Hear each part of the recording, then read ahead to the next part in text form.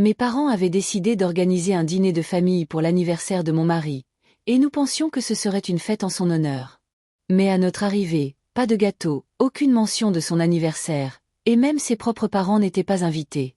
Nous étions abasourdis, car nous espérions sincèrement une petite surprise pour son premier anniversaire de mariage. Mon mari est resté silencieux toute la soirée, perplexe. J'ai donc pris mes parents à part pour leur demander ce qui se passait. Ils m'ont expliqué qu'ils avaient choisi de ne pas fêter son anniversaire car il coïncidait avec l'anniversaire de mariage de ma sœur le lendemain. Ils ont prétendu que les deux événements étaient trop proches et qu'ils voulaient simplement un dîner en famille pour qu'ils ne se sentent pas exclus. Cela me paraissait absurde, car ma sœur est adulte et ne devrait pas se sentir menacée de partager son week-end d'anniversaire. J'ai essayé de les raisonner, mais ils ont dit que le dîner était presque terminé et qu'il était inutile d'en discuter. J'ai donc savouré le dessert en silence avec mon mari, sans trop parler à mes parents ni à ma sœur, puis je suis partie rapidement et lui ai expliqué la situation sur le chemin du retour.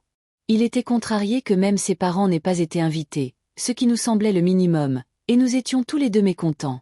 Nous avons donc décidé de renoncer à la fête d'anniversaire et de partir en vacances en Italie la semaine suivante, manquant ainsi l'anniversaire de ma sœur sans que personne ne s'en étonne.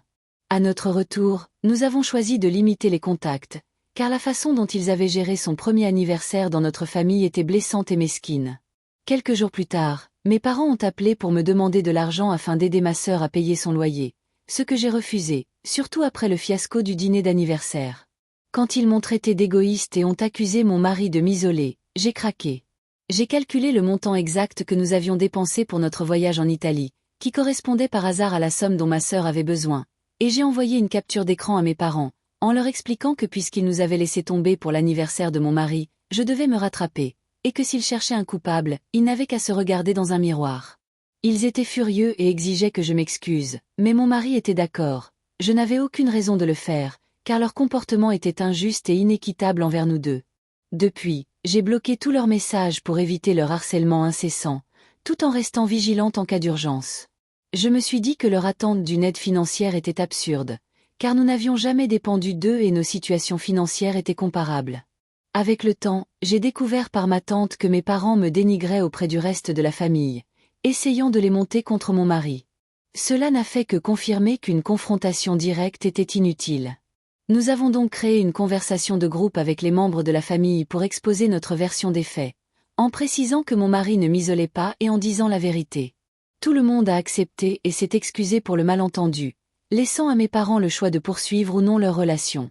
Malgré leur indignation et leurs appels répétés, je suis restée ferme, refusant de supprimer le groupe ou de présenter de fausses excuses, insistant sur le fait qu'ils étaient à l'origine du conflit et qu'ils nous avaient trahis, mon mari et moi.